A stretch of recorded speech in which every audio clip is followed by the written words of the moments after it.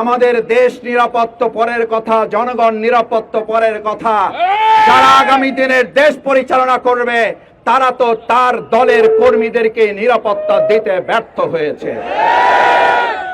সেই ব্যর্থতার কারণে আজকে 100 জন নয়, 150 জন নয়, প্রায় প্রতিদিন 1 জন 2 জন করে নিজ দলের নিজ কর্মীরা যারা যাদেরকে হত্যা করছে, আমরা তাদের বিবেকের কাছে প্রশ্ন করতে চাই, আপনারা দেশ নিরাপদ করবেন তো পরের কথা, আপনারা তো আপনারা দল পরিচালনায় নিরাপত্তার সাথে করতে ব্যর্থ হয়েছেন।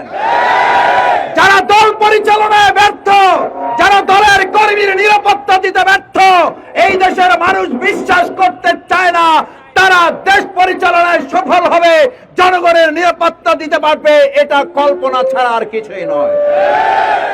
আমার ভাইরা, বিরোধিতার জন্য বিরোধিতা নয়, আমরা তো একসাথে রাজপথে লড়াই সংগ্রাম করেছি, আমরা এক মঞ্চে বক্তব্য দিয়েছি, আমরা একসাথে জেল খেটেছি, একসাথে রিমান্ডের রুমে আমরা থেকেছি, একজন আর একজনকে আহত অবস্থায় সাহায্য সহযোগিতা করেছি।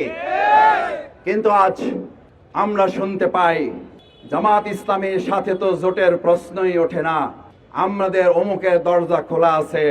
ডেমরা অঞ্চলের মানুষ আজ আপনাদেরকে জানিয়ে দিচ্ছে, কান খুলে শোনেন, বাংলাদেশের মানুষ আজ চাঁদাবাজের সাথে কোনো জোট করবে না, কোন সন্ত্রাসীর সাথে জোট করবে না, কোন দখলদারদের সাথে জামাত ইসলামী জোট করার জন্য অপেক্ষা করছে না।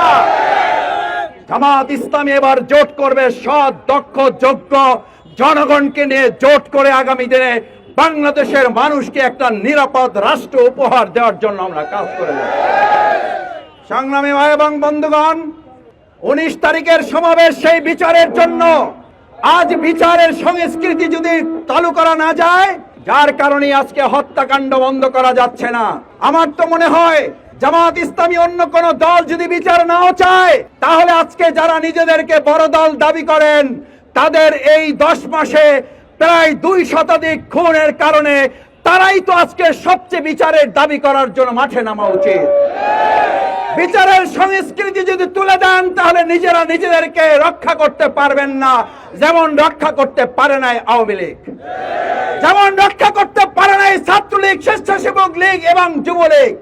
আজকে বলা হয় স্বেচ্ছাসেবী লীগের জায়গা, ছাত্রলীগের জায়গা আর একটা দল দখল করে ইতিমধ্যে একই কাজ কয়েক গুণে করা শুরু করে দিয়েছে।